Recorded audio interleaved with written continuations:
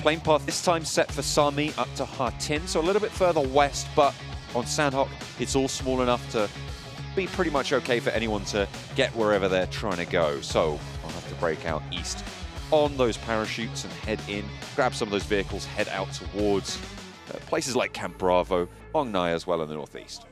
I think the issue you see with this plane path in particular is the fact that it will crunch players off towards this western side. And also, if you want to drop boot camp, everyone's going to be waiting to jump out the plane this early on, John. So what you're going to have what's going to end up happening is that anyone that's dropping towards boot camp, once they're locked into that decision now at the start of the game, they will just have to commit to it. You know, I wouldn't be surprised to see a completely empty boot camp. It is a very dangerous spot to go in, but I say that, I've seen previous tournaments where we've had 3 teams over in boot camp. But we will see at the start here, you know, a lot of teams have to feel each other out, figure out where they're playing. At the moment, we are seeing a very much standard play from the Gladiators heading up towards that northwest island with Infinity IQ heading up towards Hatin. We do have some teams going over towards boot camp. I believe that's FaZe actually hitting in straight away, as well as D plus Kia, yeah, just underneath them. I believe that's D plus Kia. Is that? I'm not entirely sure, but we'll hopefully jump on board with this boot camp position. Over in the south, you've got SEM and iCurd fairly close to each other, but they should have given each other enough of a berth to be getting on with.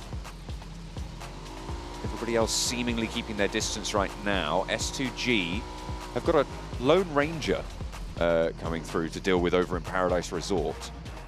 They're going to have to try and flush out that one. They should see that parachute. Northwest Circle to kick things off. So the Gladiators potentially with a good stronghold to start. It's amusing to see this one, honestly, for the Gladiators, considering European Championships. They were praying for this Northwest Circle to come through every single time. It didn't come through till much later, in which case I think those guys were a little bit burned out. But right at the start of PMWI All-Stars, we are going to get it straight away, which I imagine that they are very pleased to be seeing. Now, FaZe versus D plus Kia. I have to stay away from that one. Again, tripping me up. You change your names every year. It's fine. I'm going to get on board with it. It's okay. Right now, Forest, Zayden, of course, Fabian off in the distance. We know he likes to take these off angles on the back of his teams. Torres steps out, but immediately gets put down. Torres first to fall on the FaZe squad. Damage sent back towards Forest, but they're staying alive, and the extra barrel important in the fight in close range in these quarters. Single bullet can change everything. Ventura's seemingly looking to get rezzed here. D plus Kia fading back. They're going to try and reposition around to the east side of the fight. As Osal breaks forward. Fabian playing 1-2 punch on this. Mela. On Zanks.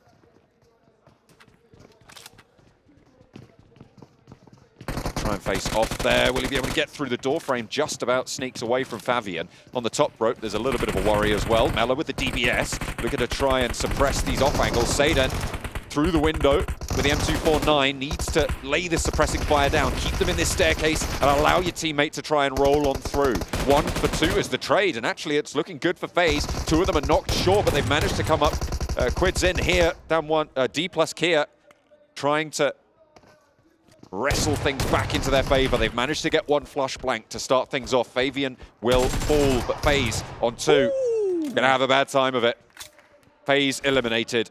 D plus Kia take boot camp, but they lose 3 players. Damn, Zayden was looking very chillaxed towards the end of that fight as well with the auto shot. He made it happen. Obviously, D plus Kia, not the ideal result for you, but as long as you're keeping 1 player in boot camp, not likely anyone's going to be coming towards your position soon, and you can cross the river quite early on. So this is good news for Zayden. He will pick up 4 elimination points for his troubles, which is great. I think overall they should be happy with this one. Ozzy-san from Yokohama steps out into a nade. Traded off though. Missile is there for the 1-2 for the second trade. Now, up the top there, Ozzy-san getting flushed away though, so not going to be able to keep the team safe. Maybe if he'd had some of those cool skins from the PMWI crate that you could see on your screens now, he would have been able to stay a little bit safe. Maybe these things are made of a bit of a tougher type of Kevlar, which still certainly looks very cool. That's available through from July 15th to August 15th, as well as our milestone event at the PUBG Mobile Esports Center, which you can access by going to the app on your phone. So check that one out, certainly. Make sure that you're all involved with the skins and the prizes that are available over on the Esports Center. Back to the game, though, where we're playing esports ourselves, making sure we know who is the top of the top, who's the best of the best, and we're just starting out already, and there is so much action to be seen. Naoto for Yokohama, 2 of his teammates already out of the game, so a lot of action. We talked about this before. 18 teams makes misery in this early game for a lot of these players. 4 teams bearing the brunt of that damage right now. Falcons down to 1 player, FaZe obviously eliminated. D plus Kia down to that last player from the bootcamp fight that they were able to win in the end. The Yokohama Donuts down on 2 after their scrap with Falcons. So everybody who's been engaged in a fight right now has had a bad time on this start. And that's kind of what we expected coming into this 18-team lobby. Yeah, you come into an 18-team lobby, you're going to have a bad time. That's about all we can tell these teams. We can try and reassure them a little bit, but I think a lot of them have to be very, very concerned with the fact that these early games will have to be slightly more quiet than usual. And this is something that Vampire does very well. As they wrap the cape around themselves, they're able to move through under the cover of shadow towards some very interesting positions on the map. Right now, they've already headed up towards that south side of Camp Alpha. They're pretty entrenched towards that position. It's a slight hill up towards the mountaintop itself on that northwest island, so they have cover in that sense. Try and isolate teams like DRS, who drop down towards Sami and are now moving up towards that bridge that heads over towards Camp Alpha. Aton Esports also looking for something similar. And in the meantime, Alpha 7, who a lot of players, a lot of fans at home have eyes on, as well as the players in game, they're currently down towards that southeast side, rotating through Kampong. We've got them on our screen. Carrillo's going for a little bit of some interesting action on the front of the bumper. Getting some surfing done there. Healing necessary. They're going to stop off close by to SEM9 near the south bridge. We'll be able to take a shot. Rio pulls up with the squad. And that should be fairly unresable. Do they want to stay here and stick out the scrap? It looks like Kenny wants to get this res. The smokes are already being invested. Alpha 7 now have a chance to just try and leapfrog this rotation or choose to go for the fight. Yeah, I think for Carrillo, it's a pretty damn good shot. I'm not going to lie. He was quick on the trigger, pulling the M4 off the back there. Instantly down the sights. The problem for them is SEM9's actually set up in several different spots at the moment. So for them who were looking to just heal up inside this building, there's now 2 separate angles that they'll have to deal with. I think Carrillo's going to have to be really, really good with the remaining bullets that he still has. Only 40 in the actual gun itself and 16 in backup. So a little bit difficult for Carrillo. And I think at this point in time, maybe that was just a little bit of a flex that he could hit that shot. Was it necessary that he hit that shot? I don't think so. I think you could have left SEM9 to their devices and they could have just gone on their way, making Alpha 7's recovery into this circle just a little bit easier. SEM9 seemingly recovered now, and all 4 of them alive. Will be able to get ahead of Alpha 7. So that engagement really did just slow both of those teams down. See if they're able to pick up some speed and move in from the south side, because the circle shrunk up towards the north flank. R8, they've managed to send all the way across that north bridge, and they have managed to get to the northwest side of this island.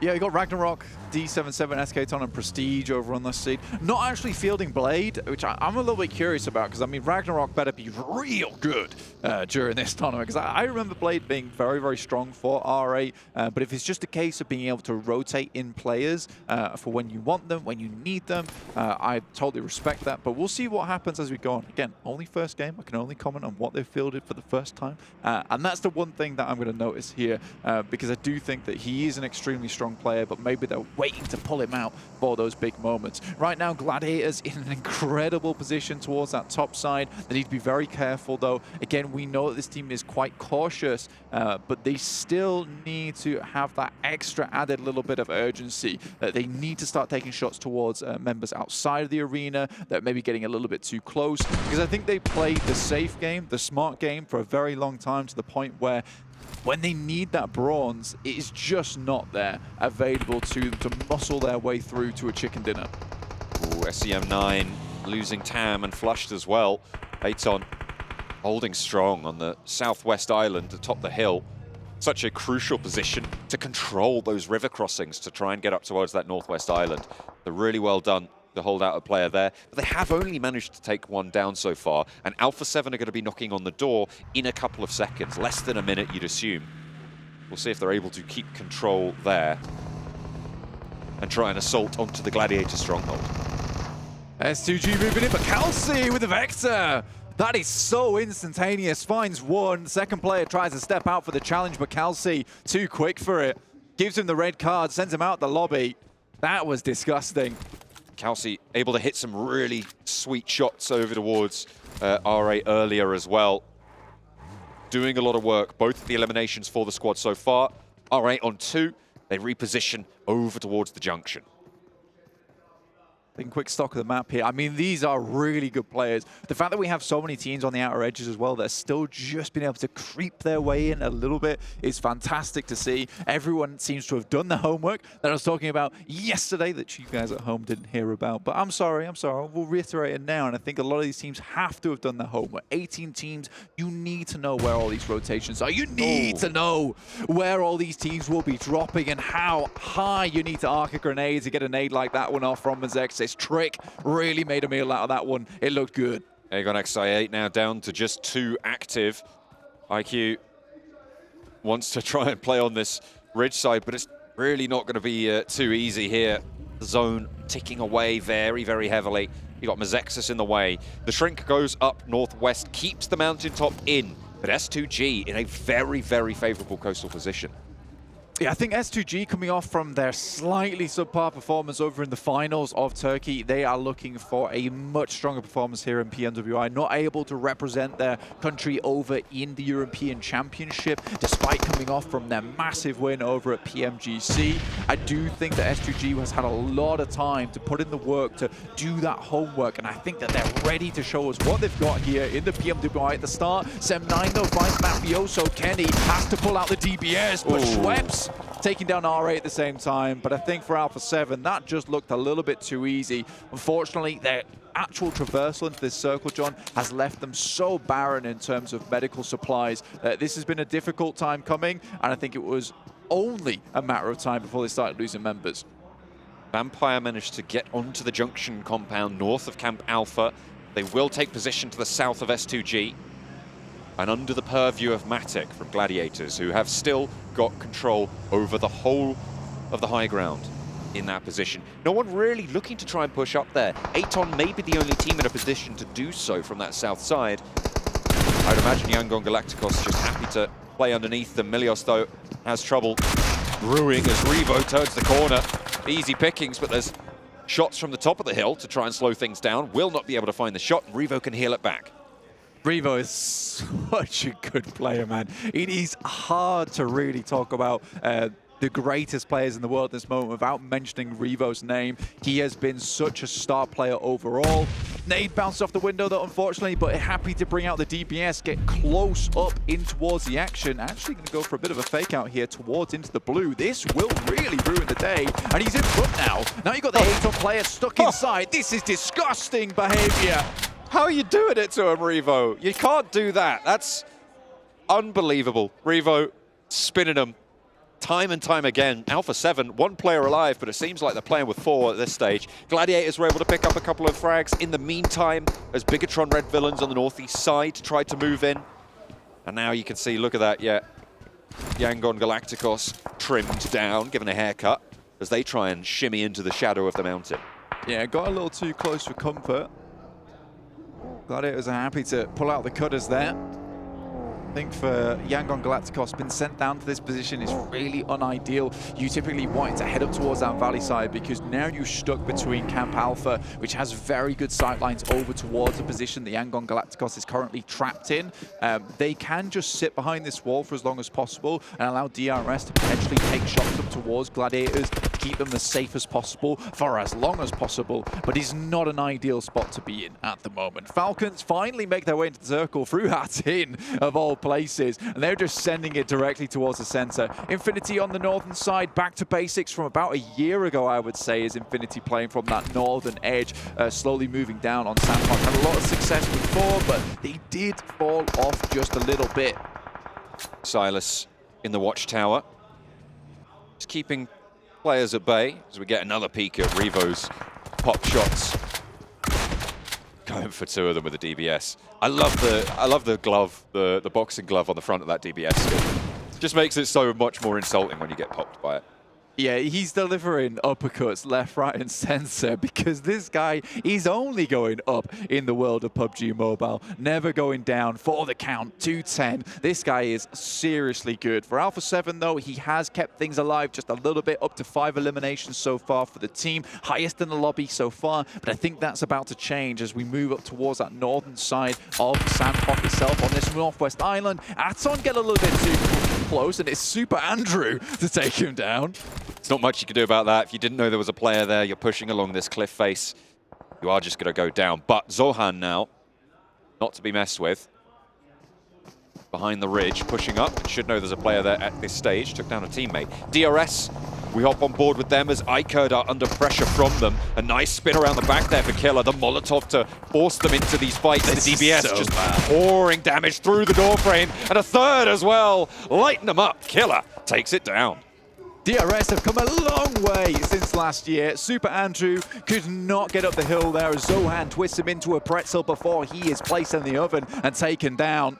Cute Loki from Yangon Galacticos will try and recall his player back towards him. Revo's trying to make his way in. He lived for far longer than I expected him to there. Inactive from Mazexis will be taking them down. Going down 11th place. Won't be going at the lobby with absolutely nothing. Will get at least 1 point for his troubles there. I think that takes them up to 6 points total. So decent stuff for Alpha 7. It's not exactly a 100% loss game. Really good push though coming through from DRS there on their side of the map. Vampire in the meantime, I currently sat very healthily underneath the mountainside. Kept clear of Gladiator's sightlines at the moment with the compound they're holding. Matic will have to back off as the shots sent back his way. Still a really solid overlook over the coming battlefields here. A lot of open ground though, and with that circle shift blanket, it's going to be playing in the foothills underneath Matic towards S2G with Infinity across the road. You know, this is a mistake that we've seen Gladiators make quite frequently, actually, is this particular position that Matic and Kitsuda are playing in together. It is not quick enough for the rest of the team to recall towards that position. And I love this because this is a mistake they've made several times in the past, John, as we see Killer just absolutely decimate the opposition. They have not instantly all regrouped on this spot because if you are S2G, if you are Vampires, you can actually quite easily move down on the south side of this circle and up the hillside to backstab. And a lot of times Gladiators have just held 2 players there and then everything falls apart. So I am a massive fan of the fact of how quickly Gladiators actually came back together. You can tell I'm happy. You can tell I'm passionate. Ecstatic. It's really very good. I like it. I love seeing mistakes fixed. It's almost like they reviewed what they did and have improved since then. It's great. Oh, you love it. You love it. You'd think that was easy. It's not. It really isn't. It's harder than you'd imagine. But looking at the teams with 4 players alive, we highlighted that as a really important factor in Sandhawks. We're looking at Gladiators atop the mountain, Vampire from the west side. DRS, they had 4, then they got cut down to 3 now. It looks like they might be losing a couple more. S2G playing underneath the mountain, the Gladiators hold, and Infinity on the northern side, staying quiet. Yeah, that is a position that Gladiators will have to be 100% worried about because eventually they'll have to make the decision to drop down. And S2G being there, I think Gladiators has been taken down by 1 player from this position before, so let alone 4, this is a little bit more difficult. Trick from Mazexis tried to make the move out from the valley on the right-hand side. Luckily, Meku and Tixi are locking that one down. Overall, Gladiators are exerting a lot of pressure over the lobby right now from this high ground. It's unlikely that this position will stay within the circle going forward, so they have to get as much presence from this circle as possible. In the meantime, though, Vampire continue to assault the guys from S2G. S2G don't really have great cover from Vampire's position. You can see that is being brought to bear by a lot of the players from the Vampire roster. They are just plinking away at S2G's ranks, making it all the harder. Down to 3 players alive underneath them. Infinity will have to leave and shift down south. Good. Look at the nade coming through. Genfos opens the can of worms. and sends them wriggling straight on over to the Infinity hold. Another nade. Could he do it again? They are both close together once more. Ferrari breaks out wide to try and get the advantage. The nade goes a little bit long, but a lot of damage. Feltz, unfortunately, there's a third party. The story is drawn short, but 3 players are alive. Infinity are going to be plinked away by Gladiators. A lot of damage found, but now the Gladiators will need to reposition. That was incredible there coming through from GenForce. I mean, you saw Bensu pull out the Molotov and then wonder why things were getting so hot. It's just a Molotov after all, but then GenForce sends the Inferno his way and he understands and finds out straight away of what was happening in that situation. Sadly, is not able to recover the entire scenario for Bigatron villains, so I think right now, for Infinity, their run's sort of over, just down to 1 player and delaying them. That's how much damage delay can do you in these endgame circles where they are a little bit barren. Rules from DRS will be taken down from a distance as S2G claims the watchtower for themselves. Dangerous, though, to hold this watchtower from the players up top. They can find some of those ankles to get the right angle. You can't see them in return, so you need to be careful about how you position there. 2 players from Infinity will be taken down. Just 1 player remains. Obviously, with the Sandhawk changes that came through at the start of the year, you cannot just set out and heal in the blue, so we'll need to try and run in. That's going to force Infinity to play with the blue at the back, and it's not going to go well. Eliminated. 4 teams remain. This is good for Gladiators. I think that they will be going down very shortly, though. You can see the amount of bullets that Tixie's currently rocking on his M4. He does have a DBS, spots Kelsey underneath, and you wonder if he can actually take these shots before someone else spots him. Oh. Does take them. Kelsey goes very low, but it's sadly not enough, but they will continue to go down the mountainside. I think they should have quite a few bullets still in those DBSs, which is absolutely what you need in this situation, in this late game scenario. The circle moves away from everyone. Everyone's drawn towards that spot, but Meku will go down. Matic has to head in. Moves forwards and 3 players down for Gladiators. They are drawn short, and it's S2G to stay alive, but now they have to move past Vampires, who have used this opportunity to move straight on up. Razy, Hamzy both down, trying to get into position now to re-wrap back round to the Falcon spot as well, who have managed to stay alive. Blank, these guys have sent in so early and just tried to stay alive near the Infinity. They will finally go down in 3rd place. 1 player, Kelsey, alive, and he'll burn himself away. It is the returning champions, Vampire, to open up the bidding with the first chicken dinner of the All-Stars. Unbelievable stuff. I mean, talking to Coach Danny earlier on, he was saying to the players that, you know what, guys, just play for fun, and you can see these guys having fun here on this map, absolutely decimating everyone in their way, standing between them and that chicken dinner. You know what, John? With this kind of start, could they be the one to break their own record from last year on PMWI with chicken dinners actually achieved in 1 day?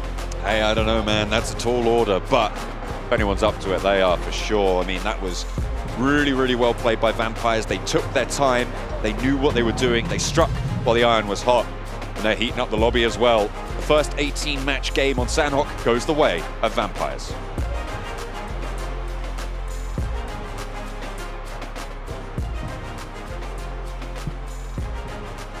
Yes, they did, John and Blake.